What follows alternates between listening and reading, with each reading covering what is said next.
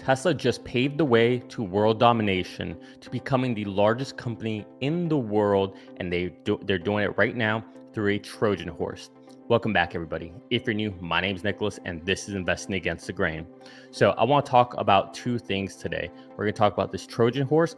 We're also going to talk about what I actually think happened with GM and Mary Barra, and maybe the red light or the fire drill that they had to run through over the last 2 weeks. So don't forget, hit the like button, hit the subscribe button, ring that bell. Helps get this to more people, helps YouTube algorithm, all that stuff, yada, yada, yada. You guys know it. So let's start off first by taking a look at Tesla's stock price, and then we'll talk about the Trojan horse, and then I'll tell you about this fire drill that I think is what actually happened with GM, Mary Barra, and everybody. And I think it's kind of comical, but I think it just shows you the power of Tesla and the lead that they have on everyone. So let's start off by checking out the Tesla stock price. We can see that we're kind of coming back down to earth a little bit here. We're at 248. We opened up huge gap here, as you can see. This is from like about 134, 133. We jumped up. We hit essentially a top of 252.42, and now we're sitting here, kind of giving back a little bit. We'll rally back up, and we'll see what happens. Who knows if we fill this gap or not? Listen, we've been on a tear with Tesla. It's almost healthy if we do have a little bit of a pullback so we can continue the long run. But at the end of the day, the only thing really matters is long-term, the big picture, which takes us into the next conversation. This Trojan horse. Okay, so we're going to talk about the Trojan horse. Now we're going to talk about Mary Barra and this fire drill. So this Trojan horse with Tesla. Well, first of all, what is a Trojan horse? Okay, let's just take a look at this real quick. Okay, a Trojan horse. The Trojan horse was a wooden horse said to have been used by the Greeks during the Trojan War to enter the city of Troy and win the war. So if you recall, if you've seen the movie Troy, or remember from, growing up and going to school, Troy had this essentially impenetrable wall around the entire city that the Greeks could not penetrate no matter how hard they tried, right? This is the whole Achilles story. Anyways, so in order to finally get through the wall, they built this wooden Trojan horse, right? Trojans.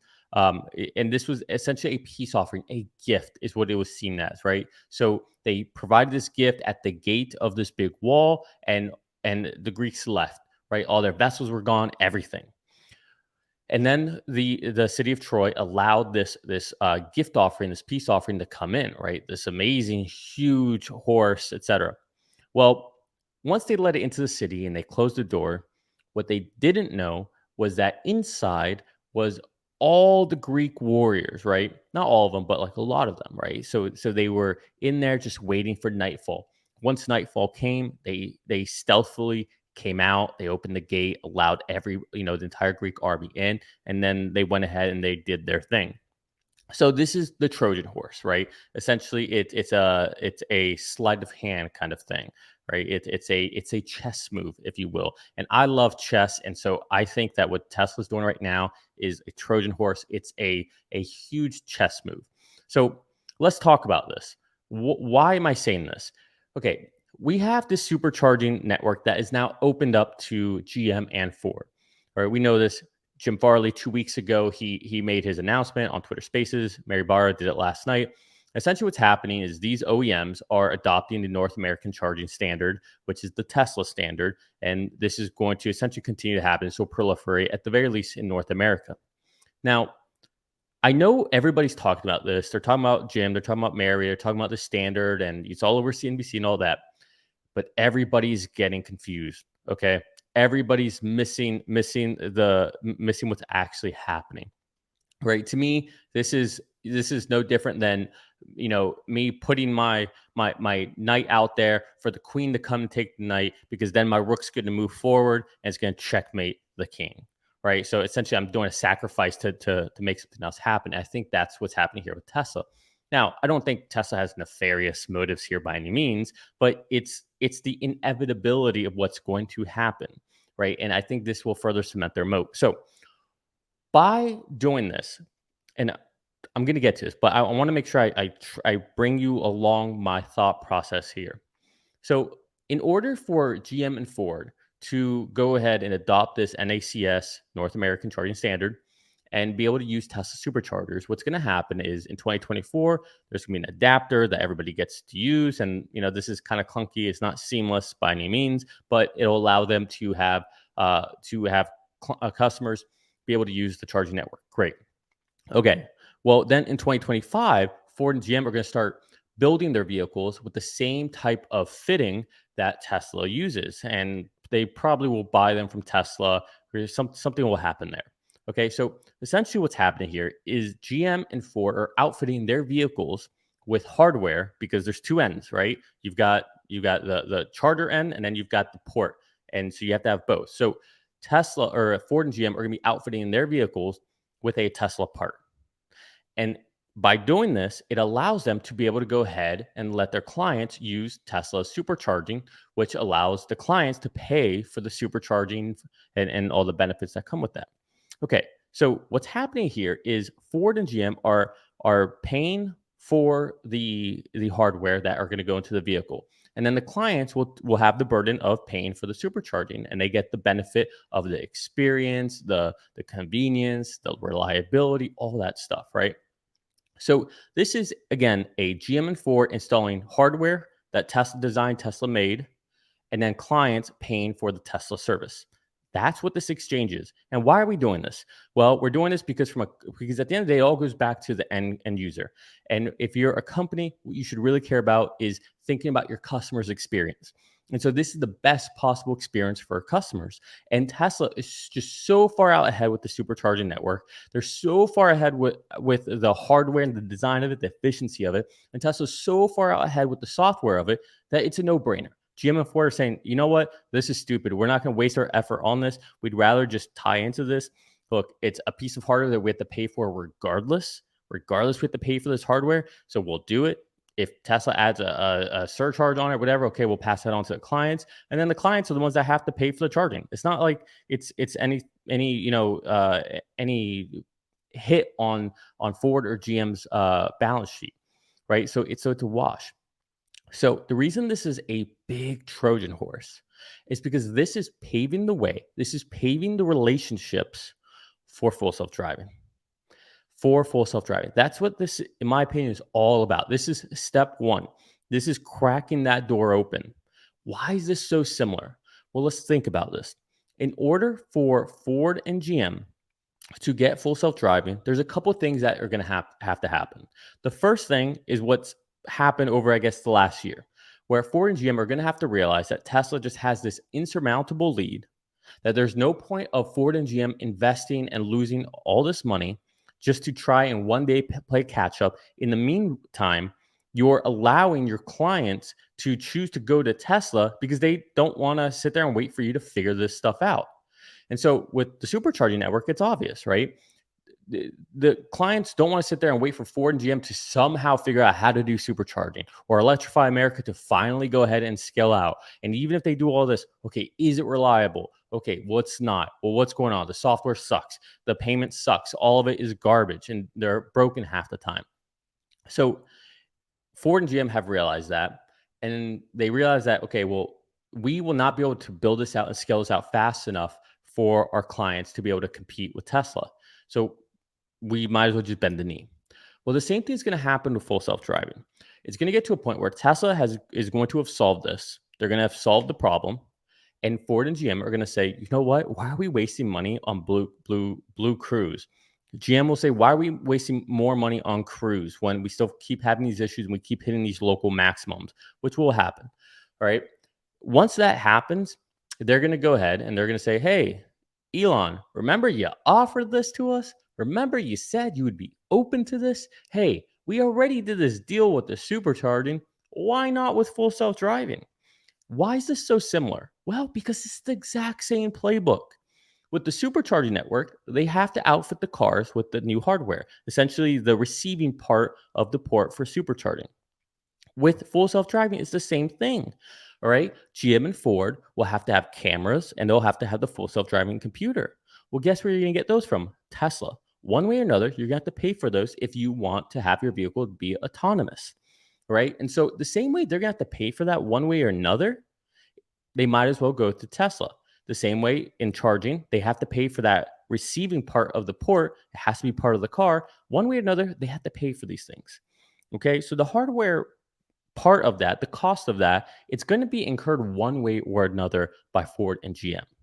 So then the next part is the software. Okay, well, here's the thing. Ford and GM, they won't have to pay for full self-driving. All they'll have to do is pay for the cameras and the computer. Maybe there's a long-term licensing agreement with Ford and GM where they pay like a certain amount of a royalty to be able to allow their cars to have this. Maybe.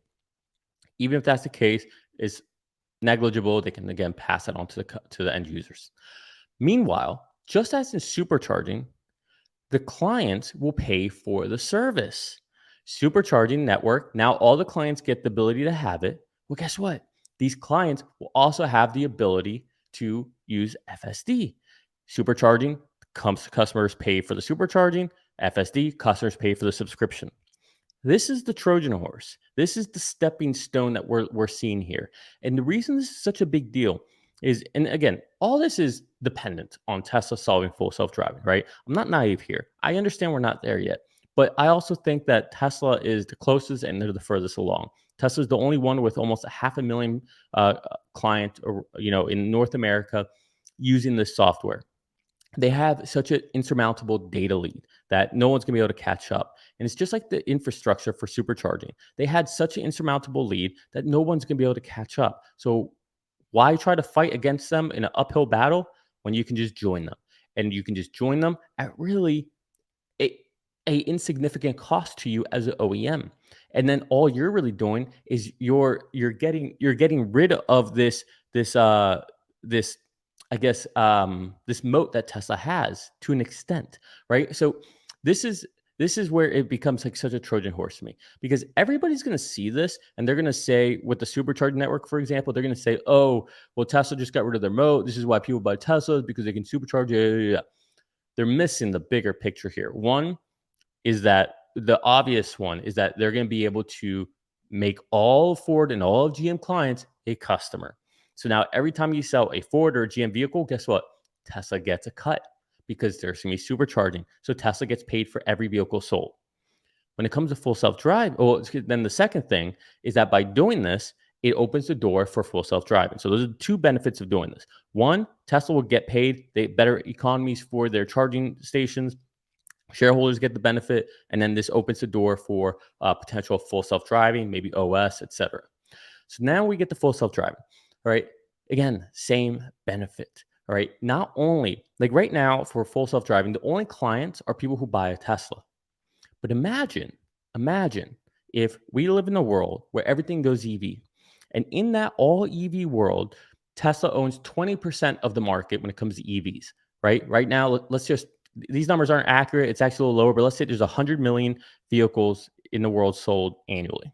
And let's say Tesla has 20% of that to hit their 20 million annual goal. Okay, so Tesla hits that 100 million. We got it.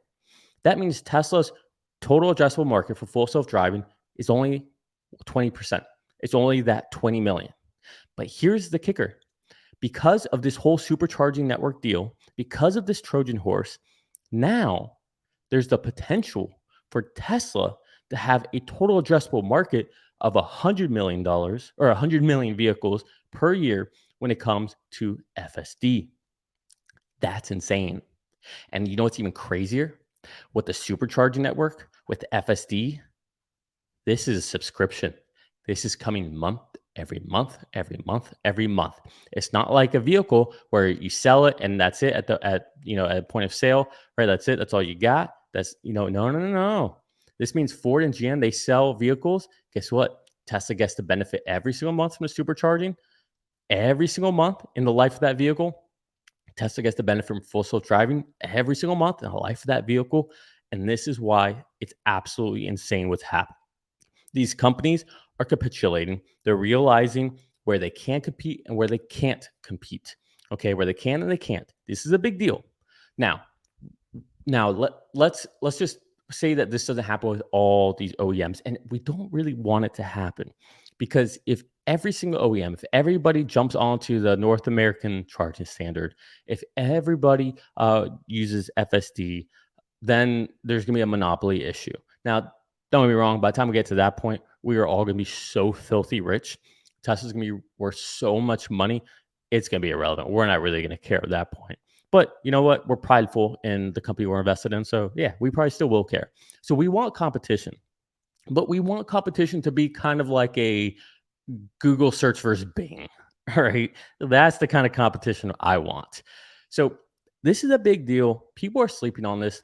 All people are seeing is that my knight just moved and the queen's going to be able to take my knight. But they're not seeing that once the queen moves to take that knight, I move my rook and it's checkmate. That's what they're missing. They're missing the real Trojan horse here. They're missing the fact that the supercharging network deal is opening the door, is paving the way for full self-driving into all these other OEMs, which opens the aperture, opens up the TAM for Tesla, for us, for investors. So for all those who are upset about this, I have to say, if you're upset, it's probably because you're not an investor.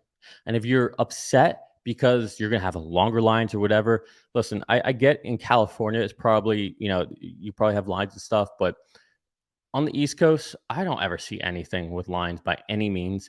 And even then, listen, Ford and GM are barely making any electric vehicles.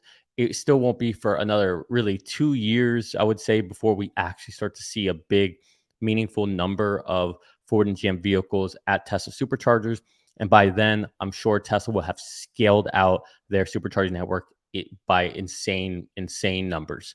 All right, especially with the tax credits and everything. So I wouldn't worry about it too much, to be honest. And again, remember, like really supercharging stations, they're really for people on road trips or people who live in apartments. So like if you're like me and you live in a house, like you're only really using it on a road trip. So you don't really need the proliferation the way you have gas stations. At least that's my opinion. All right. Now let's transition into what I actually think happened with Mary Barra. So 2 weeks ago, week and a half ago, Jim Farley, Elon Musk were on a Twitter Spaces to announce this move, to announce that Ford would be adopting the NACS, North American Charging Standard, and that in 2025 they will be outfitting their vehicles with the NACS standard. This, I think, sent ripple effects and it created a fire drill within GM. I do not think that GM and Tesla had been talking about this and planning. I do believe this has been the case with Ford and Tesla because Jim Farley has been very respectful and uplifting and speaking highly of Elon. Elon's done the same, vice versa. But Mary Barra and GM have been reluctant to say Tesla. They would not say a word until miraculously last week, where all of a sudden Mary Barra said that, oh, well, Tesla's the EV leader. She would never say that before. Then all of a sudden, after this whole thing happened with Jim Farley, she says that. Why is that the case? Well, I suspect that they felt that they were getting left behind. They felt, oh crap, Ford just made this move. We have to act. We can't let Ford do this alone, and we have to announce this and get this deal done ASAP so it doesn't look like we are trailing too far behind. All right, because we want to be seen as a leader. Now it looks like Ford is the leader out of these OEMs, and GM is just being a Me Too company. That's what it looks like. That's the impression, and that's not great from an investor perspective. So I think Mary Barra went groveling to Elon Musk, and Elon said, "Yeah, sure, okay, whatever. Yeah, we can do this. That's great. Electrification. We want to, continue forward with the mission." Accelerating the world to sustainable energy. We want to help accelerate going to EVs. So I think Elon was just like, yeah, okay, well, we can do this. But I think there's no friendship there by any means. You could hear on the Twitter Spaces, it was kind of confrontational, not confrontational. It was tension. Like you could feel it in the air, right? But everyone was respectful and all that. But it was very quick. It didn't have the same air of optimism and hope and excitement that you saw with Jim Farley and Elon. Mary Barra didn't seem to understand how to use Twitter Spaces. She didn't know how to invite someone up. And I'm sure that she didn't want to, even if she did know how, because she invited someone up. Well, then somebody probably would have said, well, did you actually have this in the works? Or did you do this as a reactionary thing because Ford made this deal with Tesla? And I think that's what happened. I don't have any proof of this. This is just my gut. I think GM essentially hit the oh shit button. and that's what led to this. So for Tesla, this is a great thing. Again, I think for EVs in general, this is a great thing.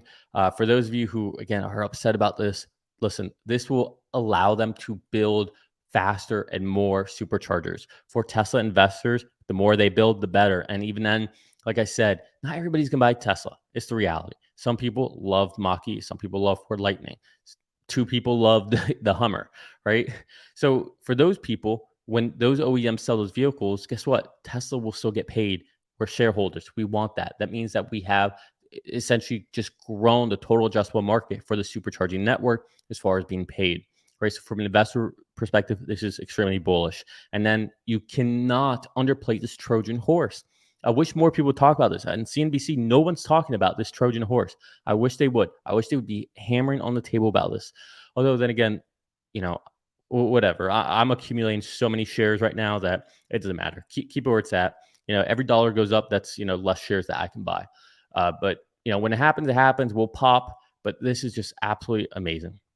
Now, one other thing, this just came up. This announcement, it looks like ABB is also going to be joining in the Tesla supercharging network. Let me see if I can pull this up for you guys. Let me try. Okay, let me see if I can. Okay, here we go. I got it. All right, so here we go. So here we can see. Let me see if I can zoom in on this. There we go. Okay, so Sawyer Mayer is breaking this. ABB North America has announced they will adopt Tesla's North American charging standard. Wow. ABB e-mobility has been driving progress for over a decade as a world leader in e-mobility industry. We will continue to lead by adding the North American charging standard, NACS, as an option for our products. Open standards and interoperability are foundational elements. Okay, so this is great. If you guys don't know what ABB is, I have a lot of experience with them. They're great, just like electric hardware company, like from breakers to software to superchargers. We've used them in everything. Well, in my past life, when I was a mechanical electrical engineer, ABB was everywhere. ABB is definitely the golden child, the standard, right? They are the Tesla of that world, in my opinion. I actually went to a ABB ultra high voltage course. It was a lot of fun, very entertaining. Racking, unracking these crazy, crazy big breakers. So it's pretty cool. All right, we're gonna leave it there. Again, it's the Trojan horse. That's what this is all about. People aren't talking about it, but I want to talk about it. So hope you enjoyed this content. If you like this type of information, if you like me, if you like this idea, hit the like button, hit the subscribe button, ring that bell. I love you all. Peace.